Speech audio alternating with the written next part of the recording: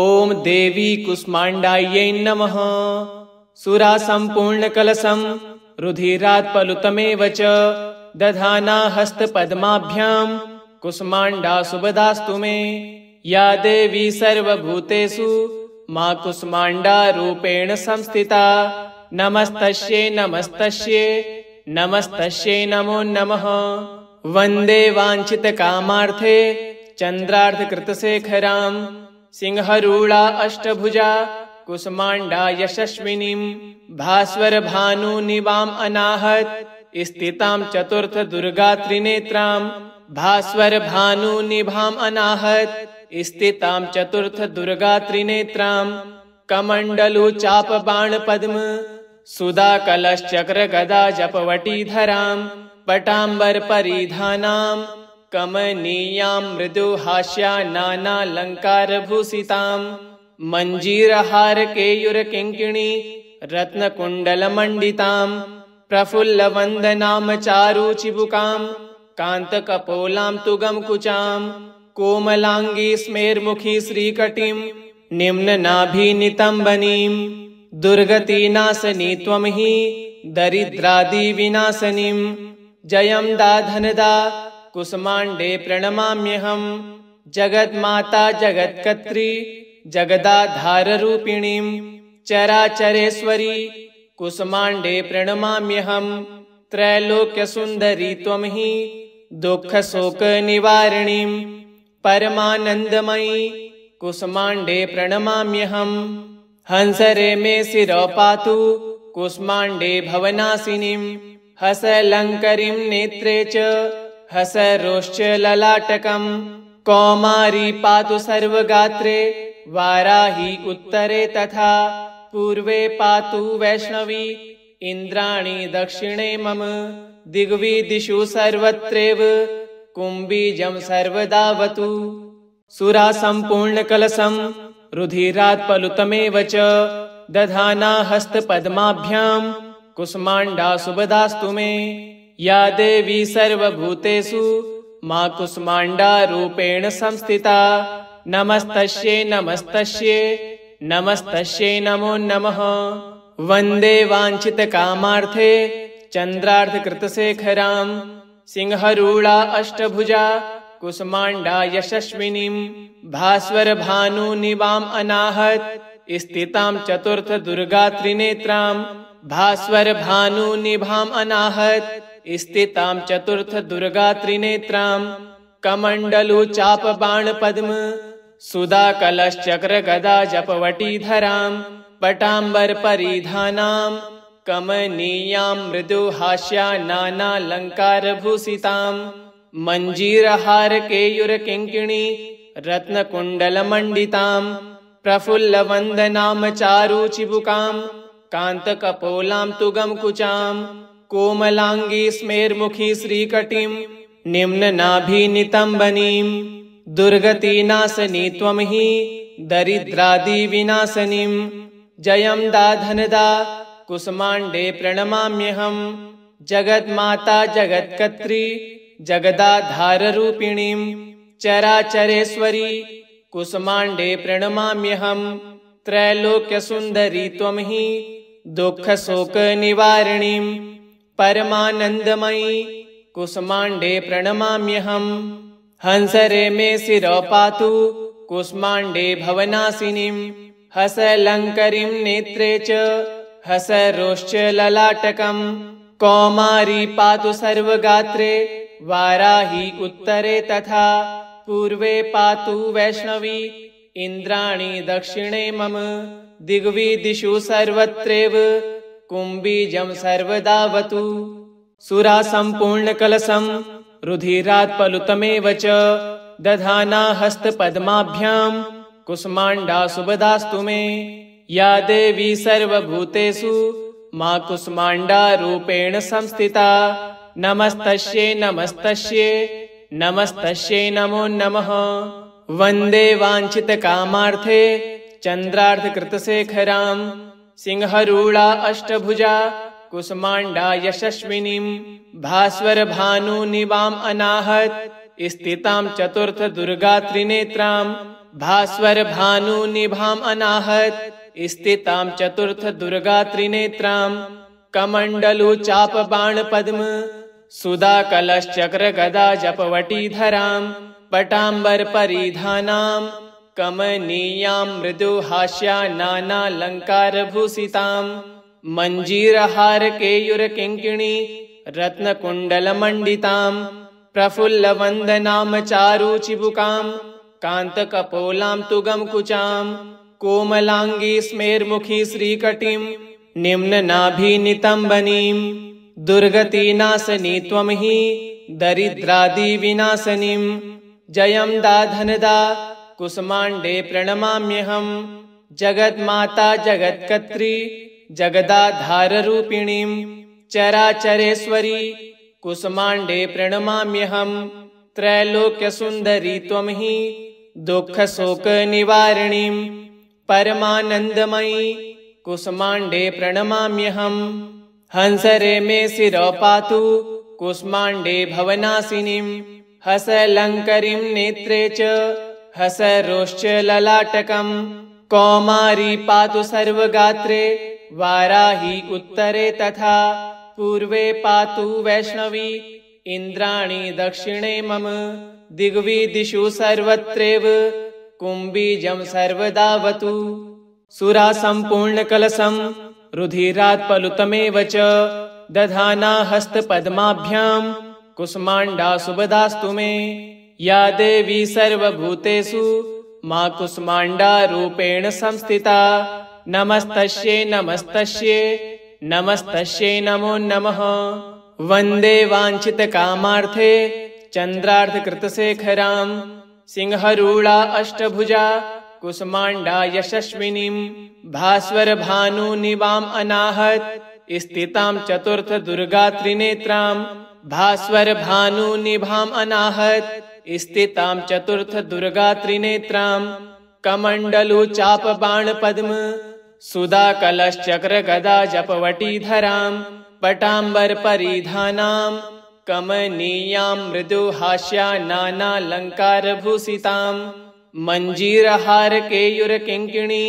रत्नकुंडल मंडितां प्रफुल्ल वंदनाम चारु चिबुकां कांत कपोलां तुगम कुचां कोमलांगी स्मेरमुखी श्रीकटिं निम्न नाभि नितंबनीं दुर्गति नाशनी त्वं हि दरिद्रादि विनाशनीं जयं दाधनदा कुसुमाण्डे प्रणमाम्यहम् जगन्माता जगत्कर्त्री जगदाधाररूपिणीं चराचरेश्वरी कुसुमाण्डे प्रणमाम्यहम् त्रैलोक्यसुन्दरी त्वं हि दुःखशोकनिवारिणीं परमानन्दमयी कुसुमाण्डे प्रणमाम्यहम् हंसरे मे शिरो पातु कुसुमाण्डे भवनाशिनीं हसलङ्करीं नेत्रे च हसरोश्च ललाटकं कौमारी पातु सर्वगात्रे वाराही उत्तरे तथा पूर्वे पातु वैष्णवी इन्द्राणी दक्षिणे मम दिग्विदिशु सर्वत्रैव कुम्भीजं सर्वदावतु सुरा सम्पूर्णकलशं रुधिरात् पलुतमेव च दधाना हस्तपद्माभ्यां कुसुमाण्डा सुभदास्तु मे या देवी सर्वभूतेषु मा कुसुमाण्डा रूपेण संस्थिता नमस्तस्यै नमस्तस्यै नमस्तस्यै नमो नमः वन्दे वाञ्छितकामार्थे चन्द्रार्धकृतशेखरां सिंहरूढा अष्टभुजा कुसुमाण्डा यशस्विनीं भास्वर भानुनिभाम् अनाहत स्थितां चतुर्थ दुर्गा त्रिनेत्रां भास्वर भानुनिभाम् अनाहत स्थितां चतुर्थ दुर्गा त्रिनेत्रां कमण्डलु चाप बाण पद्म सुधा कलशचक्र गदा जपवटीधरां पटाम्बर परिधानां कमनीयां मृदु हास्या नानालंकार भूषितां मंजीरहार केयूर किंकिणी रत्नकुंडल मंडितां प्रफुल्ल वंदनाम चारु चिबुकां कांत कपोलां तुगम कुचां कोमलांगी स्मेरमुखी श्रीकटिं निम्न नाभि नितंबनीं दुर्गति नाशनी त्वं हि दरिद्रादिविनाशनीं जयं दाधनदा कुसुमाण्डे प्रणमाम्यहम् जगन्माता जगत्कर्त्री जगदाधाररूपिणीं चराचरेश्वरी कुसुमाण्डे प्रणमाम्यहम् त्रैलोक्यसुन्दरी त्वं हि दुःखशोकनिवारिणीं परमानन्दमयी कुसुमाण्डे प्रणमाम्यहम् हंसरे मे शिरो पातु कुसुमाण्डे भवनाशिनीं हसलङ्करीं नेत्रे च हसरोश्च ललाटकम् कौमारी पातु सर्वगात्रे वाराही उत्तरे तथा पूर्वे पातु वैष्णवी इन्द्राणी दक्षिणे मम दिग्विदिशु सर्वत्रैव कुम्भीजं सर्वदावतु सुरा सम्पूर्णकलशं रुधिरात् पलुतमेव च दधाना हस्तपद्माभ्यां कुसुमाण्डा शुभदास्तु मे या देवी सर्वभूतेषु मा कुसुमाण्डा रूपेण संस्थिता नमस्तस्यै नमस्तस्यै नमस्तस्यै नमो नमः वन्दे वाञ्छितकामार्थे चन्द्रार्धकृतशेखरां सिंहरूढा अष्टभुजा कुसुमाण्डा यशस्विनीं भास्वरभानुनिवाम् अनाहत स्थितां चतुर्थदुर्गा त्रिनेत्रां भास्वरभानुनिभाम् अनाहत स्थितां चतुर्थदुर्गा त्रिनेत्रां कमण्डलु चापबाणपद्म सुधाकलशचक्रगदा जपवटीधरां पटाम्बरपरिधानां कमनीयां मृदुहास्या नानालङ्कारभूषितां मञ्जीरहारकेयूरकिङ्किणी रत्नकुण्डलमण्डितां प्रफुल्लवन्दनां चारुचिबुकां कान्तकपोलां तुगमकुचां कोमलाङ्गी स्मेर्मुखी श्रीकटिं निम्ननाभिनितम्बनीं दुर्गतिनाशनी त्वं हि दरिद्रादिविनाशनीं जयं दाधनदा कुसुमाण्डे प्रणमाम्यहम् जगन्माता जगत्कर्त्री जगदाधाररूपिणीं चराचरेश्वरी कुसुमाण्डे प्रणमाम्यहम् त्रैलोक्यसुन्दरी त्वं हि दुःखशोकनिवारिणीं परमानन्दमयी कुसुमाण्डे प्रणमाम्यहम् हंसरे मे शिरो पातु कुसुमाण्डे भवनाशिनीं हसलङ्करीं नेत्रे च हसरोश्च ललाटकम् कौमारी पातु सर्वगात्रे वाराही उत्तरे तथा पूर्वे पातु वैष्णवी इन्द्राणी दक्षिणे मम दिग्विदिशु सर्वत्रैव कुम्भीजं सर्वदावतु सुरा सम्पूर्णकलशं रुधिरात् पलुतमेव च दधाना हस्तपद्माभ्यां कुसुमाण्डा शुभदास्तु मे या देवी सर्वभूतेषु मा कुसुमाण्डा रूपेण संस्थिता नमस्तस्यै नमस्तस्यै नमस्तस्यै नमो नमः वन्दे वाञ्छितकामार्थे चन्द्रार्धकृतशेखरां सिंहरूढा अष्टभुजा कुसुमाण्डा यशस्विनीं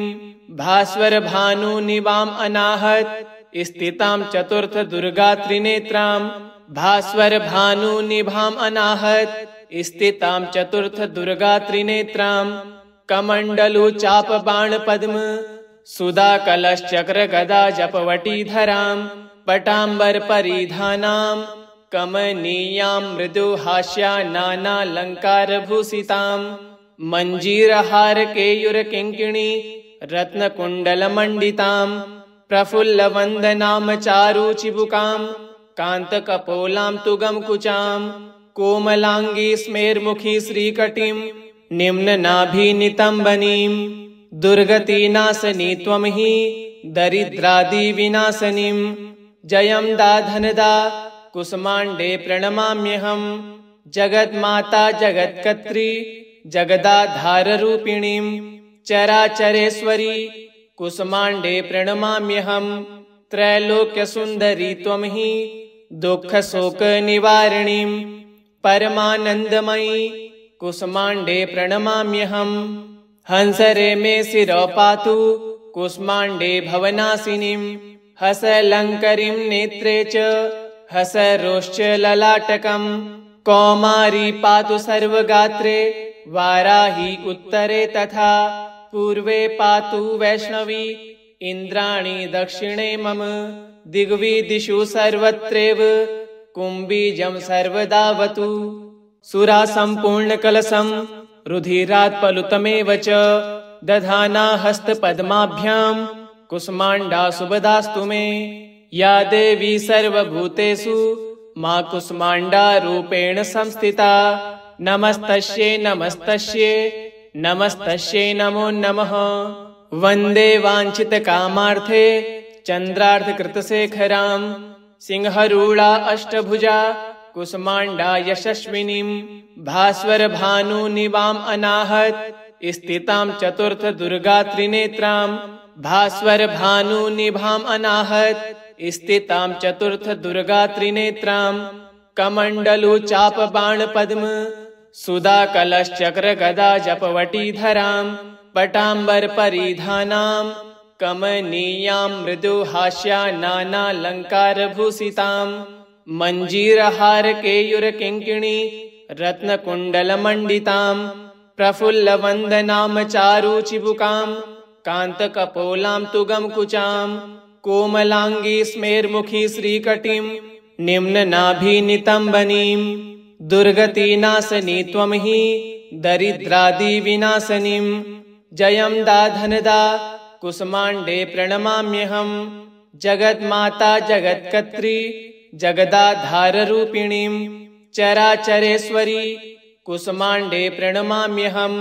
त्रैलोक्यसुन्दरी त्वं हि दुःखशोकनिवारिणीं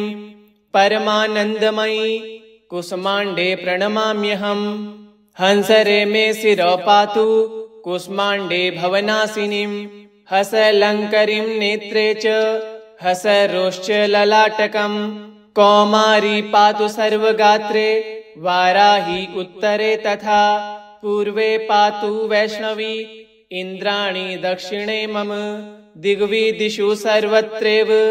कुम्भीजं सर्वदावतु सुरा सम्पूर्णकलशं रुधिरात् पलुतमेव च दधाना हस्तपद्माभ्यां कुष्माण्डा सुभदास्तु मे या देवी सर्वभूतेषु मा कुष्माण्डा रूपेण संस्थिता नमस्तस्यै नमस्तस्यै नमस्तस्यै नमो नमः वन्दे वाञ्छितकामार्थे चन्द्रार्धकृतशेखरां सिंहरूढा अष्टभुजा कुष्माण्डा यशस्विनीं भास्वरभानुनिवाम् अनाहत स्थितां चतुर्थ दुर्गा त्रिनेत्रां भास्वरभानुनिभाम् अनाहत स्थितां चतुर्थ दुर्गा त्रिनेत्रां कमण्डलु चाप बाण पद्म सुधा कलशचक्र गदा जपवटीधरां पटाम्बर परिधानां कमनीयां मृदु हास्या नानालङ्कारभूषितां मञ्जीरहार केयूर किङ्किणी रत्नकुण्डलमण्डितां प्रफुल्लवन्दनां चारुचिबुकां कान्तकपोलां तुगमकुचां कोमलाङ्गी स्मेर्मुखी श्रीकटिं निम्ननाभिनितम्बनीं दुर्गतिनाशनी त्वं हि दरिद्रादिविनाशनीं जयं दाधनदा कुष्माण्डे प्रणमाम्यहं जगन्माता जगत्कर्त्री जगदाधाररूपिणीं चराचरेश्वरी कुष्माण्डे प्रणमाम्यहं त्रैलोक्यसुन्दरी त्वं हि दुःखशोकनिवारिणीं परमानन्दमयी कुष्माण्डे प्रणमाम्यहं हंसरे मे शिरो पातु कुष्माण्डे भवनाशिनीं हसलङ्करीं नेत्रे च हसरोश्च ललाटकं कौमारी पातु सर्वगात्रे वाराही उत्तरे तथा पूर्वे पातु वैष्णवी इन्द्राणी दक्षिणे मम दिग्विदिषु सर्वत्रैव कुम्भीजं सर्वदावतु सुरा सम्पूर्णकलशं रुधिरात् पलुतमेव च दधाना हस्तपद्माभ्यां कुष्माण्डा सुभदास्तु मे या देवी सर्वभूतेषु मा कुष्माण्डा रूपेण संस्थिता नमस्तस्यै नमस्तस्यै नमस्तस्यै नमो नमः वन्दे वाञ्छितकामार्थे चन्द्रार्धकृतशेखरां सिंहरूढा अष्टभुजा कुसुमाण्डा यशस्विनीं भास्वर भानुनिवाम् अनाहत स्थितां चतुर्थ दुर्गा त्रिनेत्रां भास्वर भानुनिभाम् अनाहत स्थितां चतुर्थ दुर्गा त्रिनेत्रां कमण्डलु चाप बाण पद्म सुधा कलशचक्र गदा जपवटीधरां पटाम्बर परिधानां कमनीयां मृदु हास्या नानालंकार भूषितां मंजीरहार केयूर किंकिणी रत्नकुण्डलमण्डितां प्रफुल्ल वन्दनां चारु चिबुकां कान्तकपोलां तुगमकुचां कोमलांगी स्मेरमुखी श्रीकटिं निम्ननाभिनितम्बनीं दुर्गतिनाशनी त्वं हि दरिद्रादिविनाशनीं जयं दाधनदा कुसुमाण्डे प्रणमाम्यहं जगन्माता जगत्कर्त्री जगदाधाररूपिणीं चराचरेश्वरी कुसुमाण्डे प्रणमाम्यहं त्रैलोक्यसुन्दरी त्वं हि दुःखशोकनिवारिणीं परमानन्दमयी कुसुमाण्डे प्रणमाम्यहं हंसरे मे शिरो पातु कुसुमाण्डे भवनाशिनीं हसलङ्करीं नेत्रे च हसरोश्च ललाटकं कौमारी पातु सर्वगात्रे वाराही उत्तरे तथा पूर्वे पातु वैष्णवी इन्द्राणी दक्षिणे मम दिग्विदिशु सर्वत्रैव कुम्भीजं सर्वदावतु सुरा सम्पूर्णकलशं रुधिरात् पलुतमेव च दधाना हस्तपद्माभ्यां कुसुमाण्डा शुभदास्तु मे या देवी सर्वभूतेषु मा कुसुमाण्डा रूपेण संस्थिता नमस्तस्यै नमस्तस्यै नमस्तस्यै नमो नमः वन्दे वाञ्छितकामार्थे चन्द्रार्धकृतशेखरां सिंहरूढा अष्टभुजा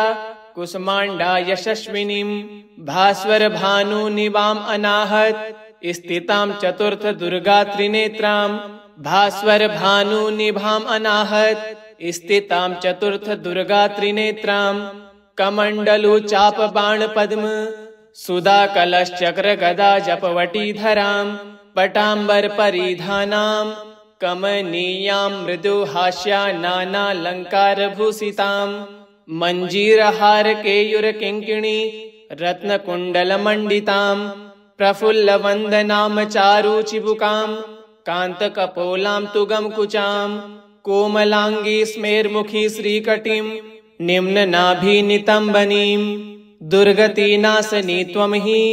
दरिद्रादिविनाशनीं जयं दाधनदा कुसुमाण्डे प्रणमाम्यहं जगन्माता जगत्कर्त्री जगदाधाररूपिणीं चराचरेश्वरी कुसुमाण्डे प्रणमाम्यहं त्रैलोक्यसुन्दरी त्वं हि दुःखशोकनिवारिणीं परमानन्दमयी कुसुमाण्डे प्रणमाम्यहं हंसरे मे शिरो पातु कुसुमाण्डे भवनाशिनीं हसलङ्करीं नेत्रे च हसरोश्च ललाटकं कौमारी पातु सर्वगात्रे वाराही उत्तरे तथा पूर्वे पातु वैष्णवी इन्द्राणी दक्षिणे मम दिग्विदिशु सर्वत्रैव कुम्भीजं सर्वदावतु इति श्री ओम देवी कुसुमाण्डायै नमः।